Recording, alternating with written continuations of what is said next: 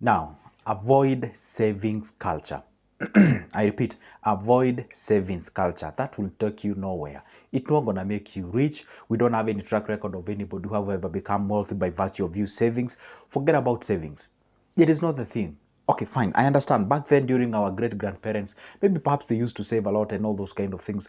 And we can actually, sort of allow them to do so because probably they didn't have what you call the financial literacy and something of sort. See, savings culture, it is not bad.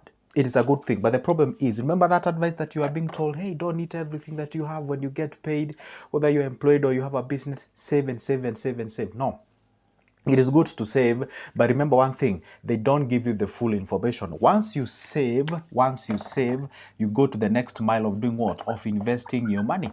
You see, the reason why saving, and by the way, let me just tell you the problem where we have when it comes to savings. You see, savings, this is where I would say it kind of came with by the insurance companies, and I don't want to rub shoulders with the insurance companies, but the point is, they know most of the people love to play what we call playing safe, to play safe. Safe, we can actually say comes from the word saving or something of sort. Anyway, okay, the point is, saving it's actually on the basis of, hey, you know what, you can get fired, you know what, something can just happen, make sure that you save, make sure that you safeguard your, and let me tell you one secret. For you to create wealth, you're supposed to, you see, saving or savings brings what we call comfort.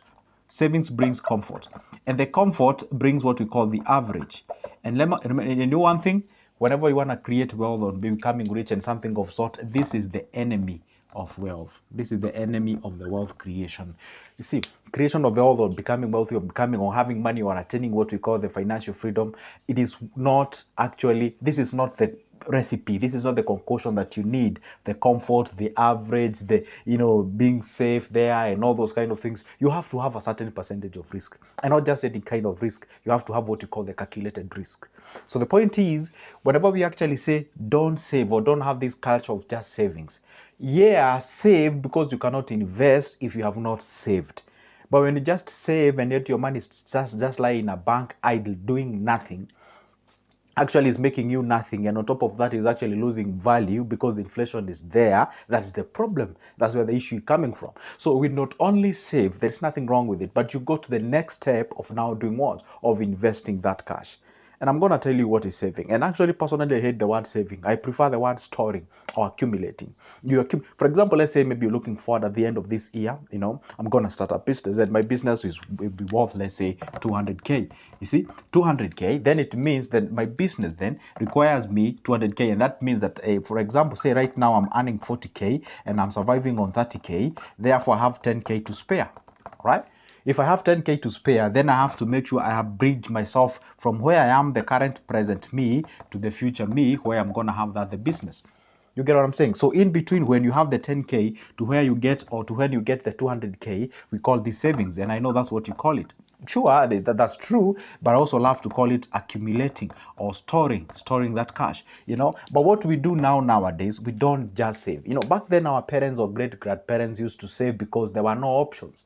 Right now, you don't have to let that money just stay somewhere in a bank idle. No, you can put it somewhere where it is making something. Yeah, sure, it is not making an outrageous amount of money, but the point is, it's actually cautioning you from what we call the inflation. You can get your money into what we call the capital markets, likes of the balance fund, equity fund, likes of the MMF, and what have you. You can put it in a bill, you can put it in a bond, all right? Maybe probably a bill, because bill doesn't go for a long time, it goes for a maximum of 1 year. Maybe you can put there for 6 months or for 1 year. For God's sake, that money has made you something by the time now we clock that 1 year. So get off this culture of savings. And because I know most of the people, they save and then you tell them an opportunity is here to invest, then they become a little bit skeptical. They are like, hey, what if I lose the money? And what if this doesn't work? Or guess what? I know somebody who exactly started that thing and failed.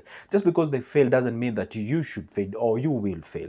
It is good to understand, hey, I have this 200. Someone is telling me to invest it rather than having it idle in a bank. It is good to ask yourself, between me having this money lying idle in a bank compared to, say, like fine, let's say maybe I'm not that kind of a guy who is good at taking risks. I can be able to have this amount. I can take 100K of it, put it in a investment, and then maybe the rest, at least you're doing something. Though it's not advisable, at least you're doing something. So the point is, let's shake off this culture of savings, because you find most of the people, they just ask you savings, and some people even don't even differentiate between saving, investments, and all the businesses, and also things to do with all those kind of things. And whenever we talk about savings, we save for a purpose. And by the way, let me tell you one secret: if your saving does not fall under these purposes, don't even save that money. Just use it. All right, we save for 3 reasons. There are 3 reasons why we save. I think this is what we were never shared with back when we were actually growing. Number one, that we save for the purpose of doing what? Investing that money. We save for us to invest that money. Okay,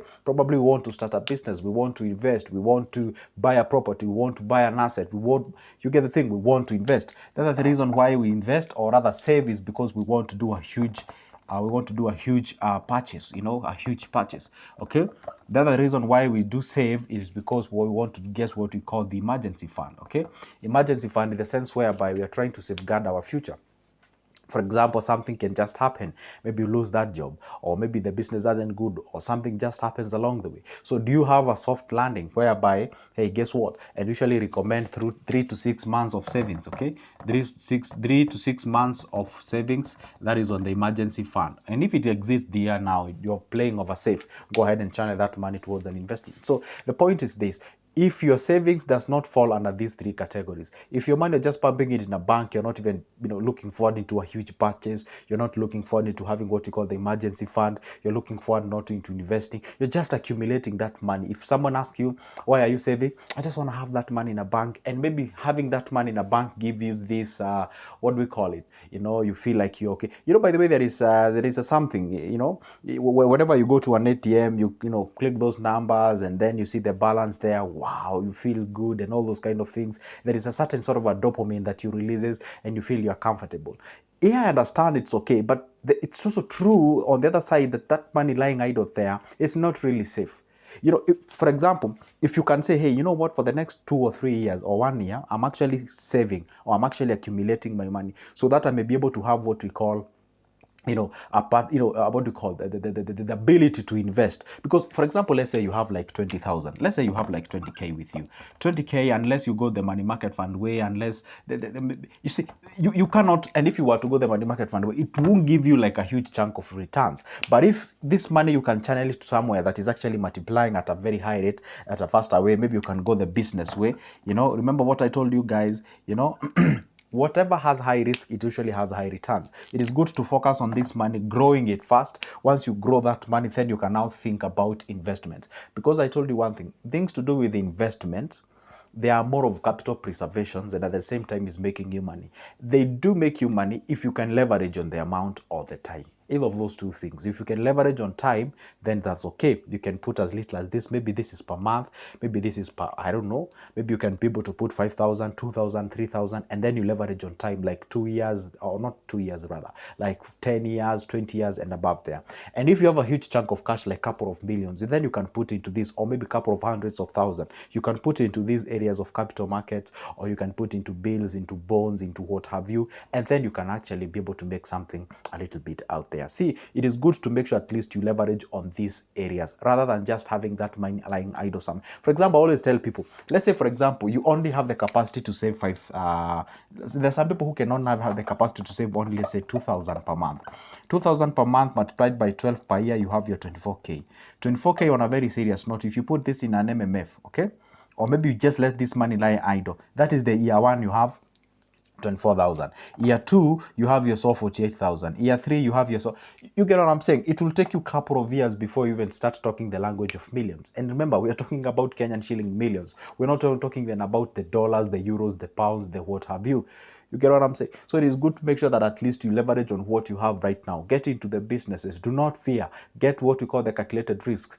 Go try as much as you can out there. Avoid the culture of savings. And by the way, the moment you have whatever you are saving for the purposes of investment, it is good to have that. This is what I always recommend, by the way, if you ask me. If you ask me, I would say advocate what we call the 75-25. The 75-25 rate.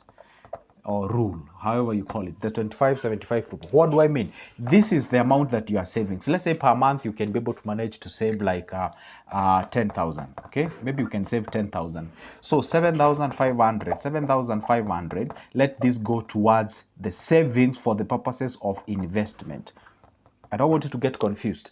You are able to save 10,000 each and every month. That is your saving. Maybe this 10,000 is the 20% of the cash that you earn.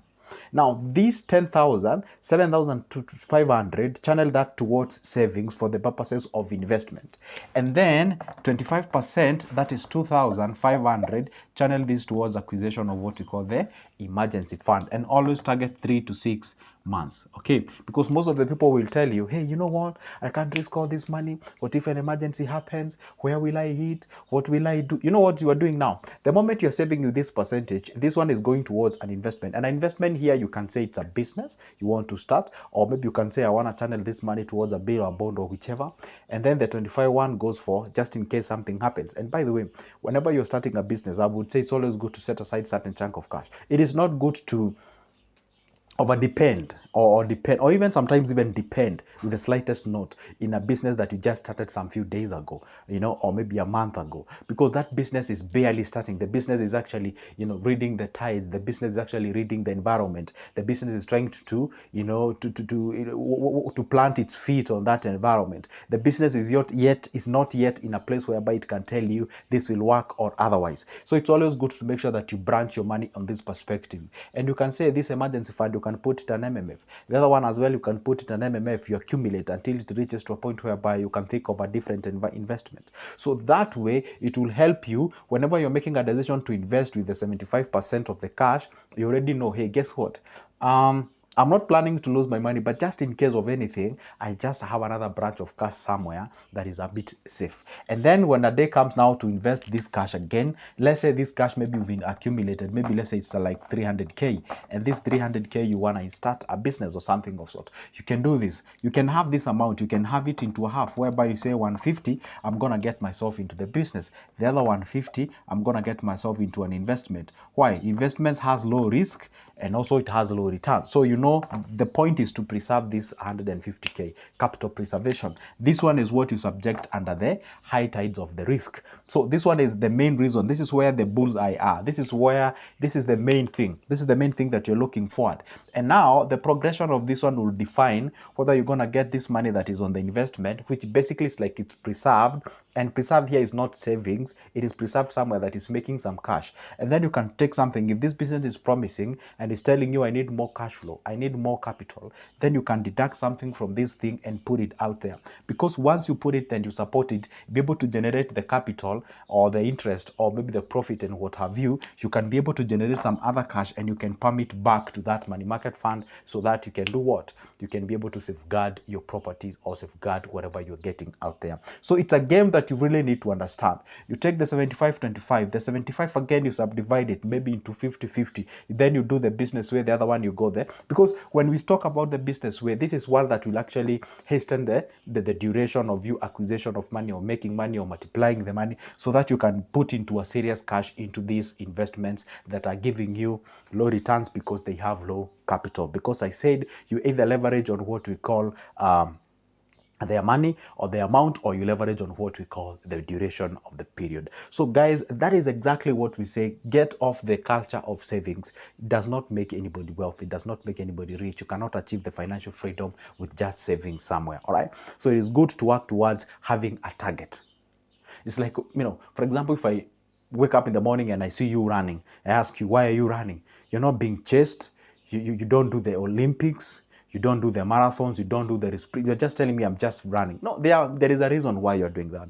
I'm doing this because I want to burn the calories. I want to keep fit. By the way, I'm one of the participants of the coming, Olympics. I don't know, all those kind of things. It is good when you make sure that at least you know the reason why you're doing so. Even when you're savings, because we said saving should be a bill. Just like you pay water and you're so committed into paying that water, that electricity and paying the rent if you haven't built your own home, then also saving should be your bill. Because for God's sake, it's the only money that pays you. You know, some people tend to think like if I go out, I take a very expensive coffee, I take for a ride, I've actually treated myself and I'm actually paying myself. No, you're not paying yourself. You have paid the person who owns the coffee shop. You paid the person who owns that specific thing. That's a reality and that's a fact. So avoid this, what we call the savings culture, and have what we call the investment culture, because that is exactly what we need, not only in Kenya, but Africa and globally, so that at least we can actually get ourselves out of the problems that we are in right now. And guess what, guys? There's a video that is coming out that is over 80% of Kenyans do not have the savings. It's true. And guess what? Over 80% of them, of those 20%, they have less than $1 million. Anyway, the point is, I'm going to make that video. I'm going to explain to you all those statistics and numbers, because that will shock you, and that will tell you exactly where we are heading as a nation. And by the way, you can just take any random African country, and not only the country, you can just take any country randomly and try to see how many people have saved, so that at least you can be able to do something for the sake of future. And when I say savings, on the purposes of investments. For now, it's a goodbye, but don't forget, my number is always on the description of this specific video. You can always grab it and shoot me a call. Let's have a discussion. For now, it's a goodbye and see you in the next one. But don't forget, go ahead and subscribe to my channel, like the video, and see you in the next one.